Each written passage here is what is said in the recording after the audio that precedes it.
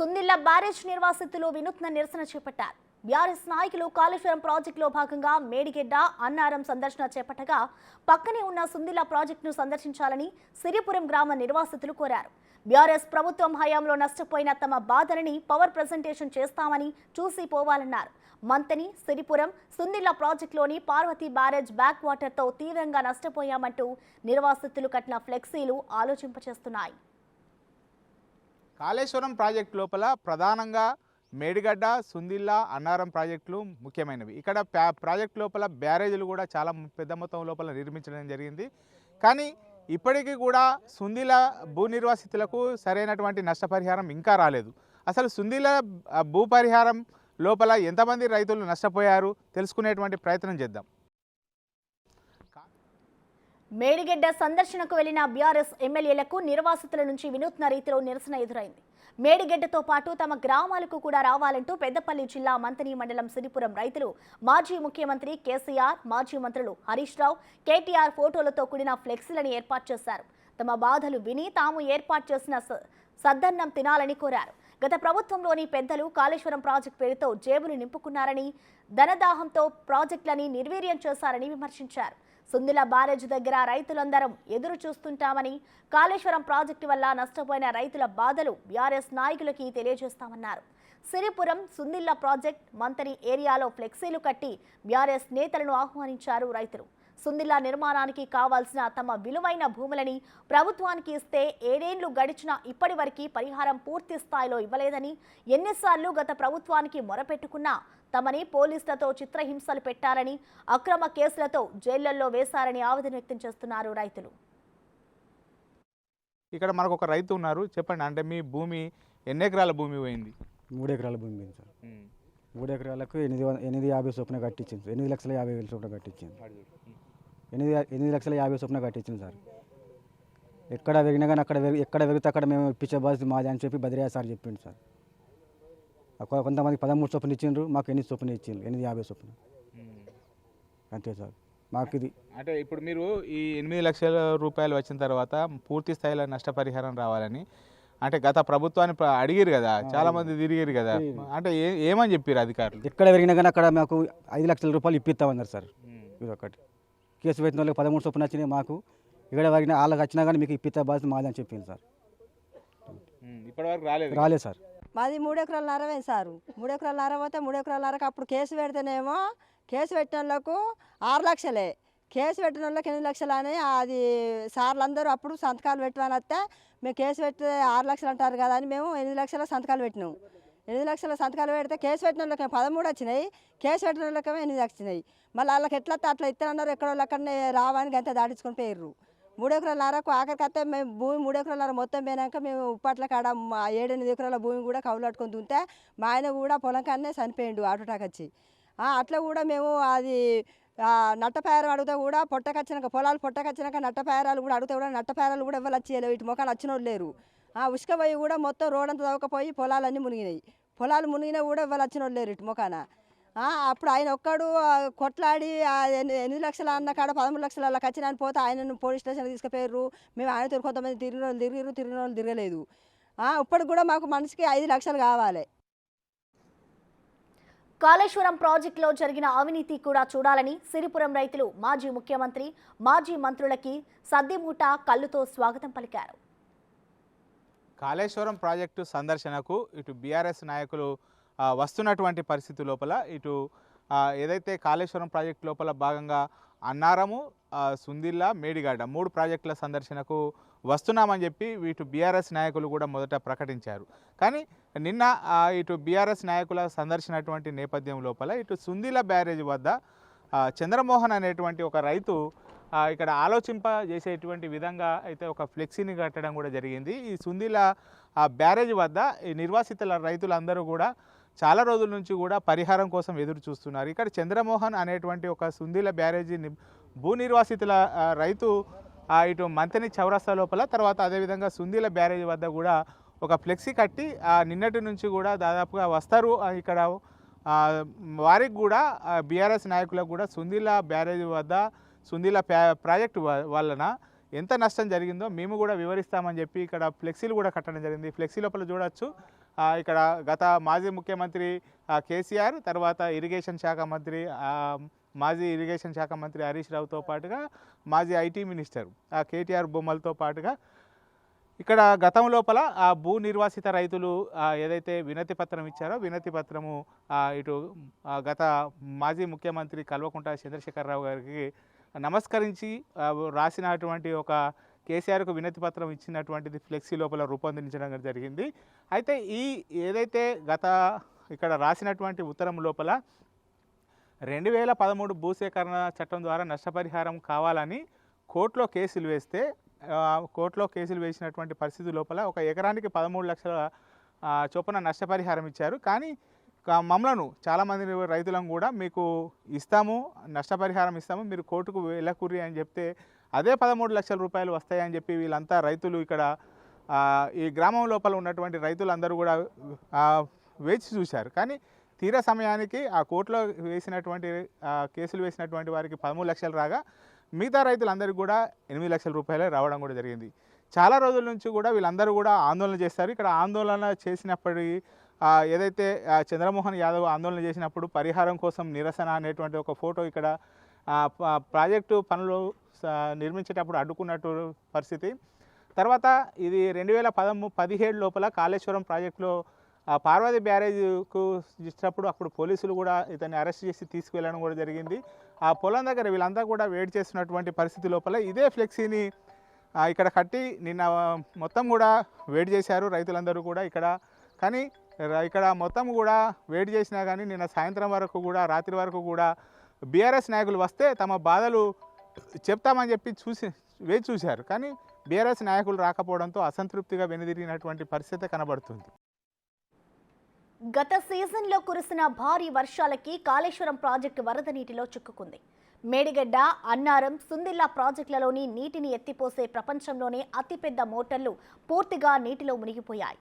Saraswati pump house నుండి సుందిల్లా ప్రాజెక్టుకి ఎత్తిపోసే pipe లైన్లు ఎయిర్ లీకేజీ రావడం వలన పూర్తిగా పగిలిపోయాయి. ఇప్పుడు కొత్త పైప్ లైన్ ఏర్పాటు చేస్తున్నారు. మనము ఏదైతే Saraswati pump house pipe line పనులు జరుగుతున్నామో పైప్ లైన్ జరుగుతున్నటువంటి ప్రదేశం వద్ద ఉన్నాము.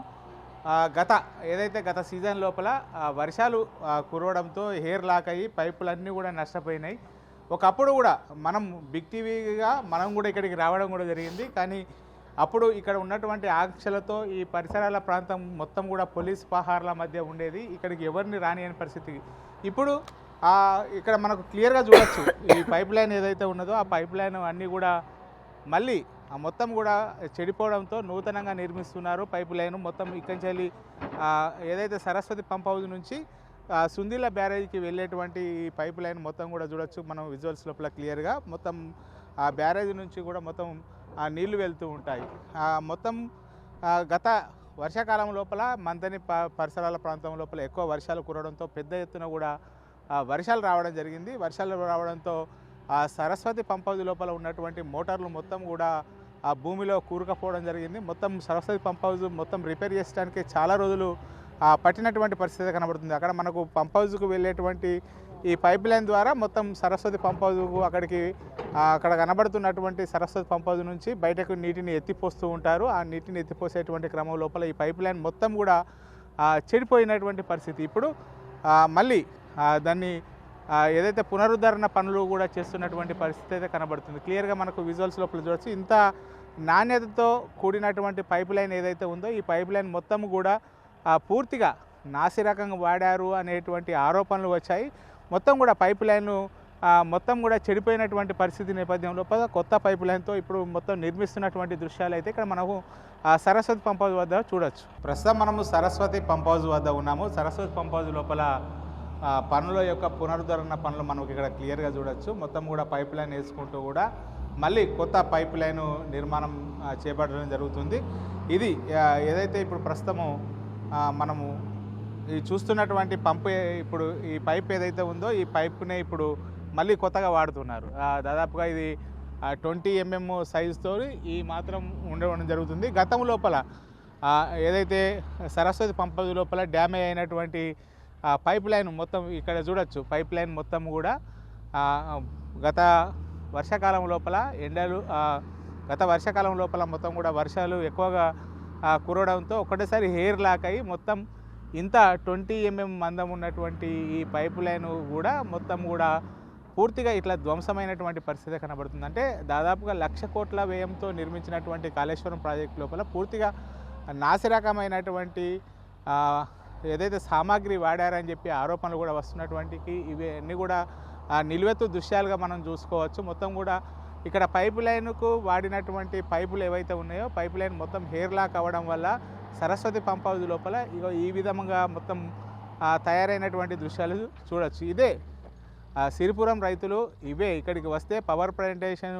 ద్వారా మేడిగడ్డ అన్నారం వెళ్ళినట్టుగానే ఇక్కడికి వస్తే సుందిల బ్యారేజ్కి వస్తే ఇలాంటి దృశ్యాలే చూపెడతామని చెప్పి రైతులు కూడా సవాల్ విసరడం జరిగింది. వాళ్ళు కూడా ఫ్లెక్సీలు కట్టడం జరిగింది. మీరు కాళేశ్వరం ప్రాజెక్ట్ లోపల వెళ్తున్నారు, మా రైతుల బాధలతో పాటుగా ఇక్కడ జరిగినటువంటి నాసిరకం పనులు కూడా మొత్తం చూడొచ్చు. ఇది ఈ విధమైనటువంటి పైప్ లైన్ వాడడంతో పూర్తిగా గత వర్షాకాలం లోపల కురిసినటువంటి వర్షాలకు మొత్తం కూడా పూర్తిగా ఇంత 20 mm పైపు కూడా మొత్తం కూడా పూర్తిగా ధ్వంసమైనటువంటి దృశ్యాలు ఇక్కడ సరస్వతి పంప్ హౌస్ దగ్గర కనబడుతున్నవి. ఇదే మొత్తం నాసిరకం పనులకు మొత్తం వాడారు, పవర్ ప్లాంటేషన్ ద్వారా మొత్తం కూడా బీఆర్ఎస్ నాయకులు చూపిస్తున్నటువంటి నేపథ్యం లోపల ఇక్కడికి సిరిపురం వస్తే ఇలాంటి నాసిరకమైనటువంటి పైపు లైన్లు మా రైతుల యొక్క బాధలు చూపెట్టడంతో పాటుగా ఈ విధమైనటువంటి నాసిరకం పనులకు వాడినటువంటి పైప్ లైన్లు కూడా చూపెడతామని చెప్పి రైతులు చెప్తున్నటువంటి పరిస్థితి ఇక్కడ కనబడుతుంది. సుందిల్ల ప్రాజెక్టులో భాగంగా సేకరించిన భూములకు నష్టపరిహారం ఇప్పటికీ పూర్తి స్థాయిలో రాలేదంటున్నారు రైతులు. బలవంతంగా భూములు లాక్కున్నా గత ప్రభుత్వం పైరవీకారులకు ఎకరానికి 13 లక్షలు ఇచ్చిందని, తమకి మాత్రం 6 లక్షలు 8 లక్షలు ఇచ్చిందన్నారు. మార్కెట్ వాల్యూకు 3 ఇవ్వాల్సి ఉండగా నామమాత్రపు పరిహారం ఇచ్చి చేతులు దులుపుకున్నారని, ఇదేంటని అడిగితే తమపై అక్రమంగా కేసులు పెట్టడంతో ఇప్పటికీ కోర్టుల చుట్టూ తిరుగుతున్నామని చెబుతున్నారు. 2016లో కాళేశ్వరం ప్రాజెక్టు నిర్మాణం కొరకు ఇక్కడ భూసేకరణ చేసినారు. అప్పుడు 123 జీవో ప్రకారం 8 లక్షలు ఇచ్చినారు. ఎక్కడ 2013 భూసేకరణ చట్టం ప్రకారము నష్టపరిహారం ఎక్కువ వచ్చినట్టయితే ఆ నష్టపరిహారం మీకు పూర్తి స్థాయిలో ఇస్తాము, మమ్మల్ని నమ్మి మా ప్రభుత్వానికి సహకరించి మాకు భూములు ఇవ్వండి, ఇక్కడ ప్రాజెక్టు కడతామని చెప్పి నిధుల నియామకాల కొరకే తెలంగాణ రాష్ట్రం పోరాటం జరిగింది. అలాంటి నీళ్ళ కొరకు ఇలా ప్రాజెక్టు కడుతున్నాం. ఇదంతా సస్యశ్యామలం అవుతుంది, 3 పంటలు పండించుకోవచ్చు, ఇక్కడ ప్రాంతానికి 3 పంటలకు నీళ్ళు ఇస్తామని చెప్పి ప్రాజెక్టు నిర్మాణం చేసి 123 జీవో కింద భూములు సేకరించి 2013 భూసేకరణ చట్టం కంటే మెరుగైన నష్టపరిహారం ఇస్తా అని చెప్పి మమ్మల్ని నష్టం చేసినారు. 2013 భూసేకరణ చట్టం ప్రకారము 13 లక్షలు వచ్చినాయి, 123 జీవో ప్రకారం 8 లక్షలు వచ్చినాయి. ఇవన్నీ తెలుసుకున్న మేము పోయి అప్పటి కలెక్టర్ అలుగు వర్షిని అడిగినాం, అప్పటి ఎమ్మెల్యే పుట్టమధుని అడిగినాం. మాకు పెరిగిన నష్టపరిహారం కావాలి, మాకు 5 లక్షల రూపాయల నష్టం జరిగింది మీరు చేసిన జీవో వలన అని మేము అడిగితే మమ్మల్ని మంత్రి పోలీస్ స్టేషన్కు తీసుకుపోయి మమ్మల్ని 3rd డిగ్రీ వేసినారు. ఆ బొబ్బలు ఇంకా కూడా మా కాళ్ళకు ఉన్నాయి. మా కాళ్ళు ఏ విధంగా బొబ్బలు కట్టినాయో ఒకసారి మా కాళ్ళను చూడండి మీరు. ఇక్కడ కాళ్ళు ఇంకా బొబ్బలు కట్టినాయి, కాళ్ళు పూర్తి స్థాయిలో కోలుకోవడం లేదు, ఇంకా వస్తున్నాయి. ఏం పని చేయలేకపోతున్నాం, వ్యవసాయ పని కూడా పూర్తి స్థాయిలో చేయలేకపోతున్నాం. ఇప్పటికి కూడా మంత్రి పోలీస్ స్టేషన్లో కేసులు అట్లానే ఉన్నాయి, మంత్రి కోర్టులో పేసీలకు నడుస్తూనే ఉన్నాం. మాకు ఇంకా కూడా న్యాయం జరగడం లేదు. బ్యాక్ వాటర్ వల్ల 100 ఎకరాలకు ఇసుక మేటలు వచ్చినాయి. మా పొలంలో 4 ఎకరాలు ఇసుక మేటలు వేస్తే మళ్ళీ దాన్ని తీసుకొని భూమిని సాగులోకి తీసుకురావాలంటే 3 లక్షల రూపాయల ఖర్చు అయింది. ఇప్పటి వరకు కూడా ప్రభుత్వము బ్యాక్ వాటర్ వల్ల నష్టపోయిన రైతులకు రూపాయి నష్టపరిహారం ఇవ్వలేదు. 123 జీవో ప్రకారం నష్టపోయిన రైతులకు 5 లక్షల రూపాయలు నష్టపోయిన రైతులకు నష్టపరిహారం ఇవ్వలేదు. ఇంకా వాళ్ళే ఇక్కడ మేడిగడ్డ అన్నారం సుందిల్ల బ్యారేజీ సందర్శనకు వచ్చి చంపినోడే పరామర్శకు వచ్చిన విధంగా ఉన్నది కేసీఆర్ ప్రభుత్వం చేస్తున్న విధానం. మేడిగడ్డ అన్నారం సుందిల్ల వస్తున్నారు అని తెలిసిన తర్వాత మేము ఇక్కడ బ్యారేజ్ గడ్డ ఫ్లెక్సీలు కట్టుకొని వాళ్ళ కొరకు నిన్నటి సంజయ్ ఎదురు చూస్తున్నాం, ఇంకా కూడా రాలేదు. దీని మీద హైదరాబాద్కు రమ్మంటారా, మీరు ఉండే ఇంటికి రమ్మంటారా, మీరు ఏ ప్లేసు చెప్తారో ఆ డేటుకు మేము అక్కడికి వస్తాము. మీరు చేసిన చట్టము, మీరు కట్టిన కాళేశ్వరం ప్రాజెక్టు వలన మేము ఎంత నష్టపోయినాం అనేది మేము పూర్తి స్థాయిలో టీఆర్ఎస్ ప్రభుత్వానికి, టీఆర్ఎస్ క్యాడర్కు, వాళ్ళ ఉన్న ఇరిగేషన్ అధికారులకు, వాళ్ళ ఉన్న లీగల్ అడ్వైజర్కు ఎవరు వచ్చినా కూడా ఇక్కడ నిర్వాసితులము మాకు జరిగిన నష్టం మీద ప్రతి ఒక్క ఎవిడెన్స్ తోటి మీ ముందుకు వచ్చేందుకు మేము సిద్ధంగా ఉన్నాము. ప్లేస్ మీరు చెప్పండి, డేట్ మీరు చెప్పండి, మేము వచ్చి మీకు పవర్ పాయింట్ ప్రజెంటేషన్ ఇస్తాము. మీరు ఎంత నష్టం చేసిర్రు, మా ప్రాంతాన్ని ఎంత అధ్వానం చేసిర్రు. ఇప్పుడు భూమి 4 ఎకరాలు ఉన్నది, దానికి చుక్క నీళ్లు లేవు. కాళేశ్వరం ప్రాజెక్టు 1,00,000 కోట్లు పెట్టి కట్టినాము, 1,00,000 ఎకరాలకు నీళ్ళు ఇస్తామని అసెంబ్లీలో హరీష్ రావు కేటీఆర్ మాట్లాడితే మా గుండెలు పలిగిపోతున్నాయి. ఒక ఎకరానికి ఒక చెంబడు నీళ్లు తాగేతందుకు లేవు, ఒక ఎకరానికి ఒక గుంటకు సాగునీరు లేదు. అట్లాంటి పని చేసి పనికి మాలిన కాళేశ్వరం ప్రాజెక్టు కట్టి ఇక్కడ ప్రాంతానికి మొత్తం పూర్తి అన్యాయం చేసి అసెంబ్లీలో మాత్రము గొప్పలు చెప్పుకుంటున్నారు. ఈ అబద్ధాన్ని ఎన్ని రోజులు ప్రచారం చేయలేరు. నిజార్థాలు ఒక కమిటీ వేసి, ఇప్పుడు ఉన్న కాంగ్రెస్ గవర్నమెంట్ రిటైర్డ్ జడ్జితోటి ఒక కమిటీ వేసి భూసేకరణ చట్టం 2013 ప్రకారం 2016 ప్రకారం 123 జీవో ప్రకారం ఎంత నష్టం జరిగింది ఇక్కడ ప్రాంత రైతులకు, బ్యాక్ వాటర్ వల్ల ఎంత నష్టం జరిగింది, ఇక్కడ ప్రాంత రైతులు ఏ విధంగా నష్టపోతున్నారో ఒక రిటైర్డ్ జడ్జి తోటి ఒక కమిటీ చేసి పూర్తి ఎంక్వైరీ చేసి మాకు న్యాయం చేయాలని మేము ఇప్పుడున్న గవర్నమెంట్ కోరుకుంటున్నాం. సుందిల్ల బ్యారేజ్ కూడా గత వర్షాలకు కోతకి గురైనా ఇప్పటికీ మరమ్మతులు చేపించడం లేదు.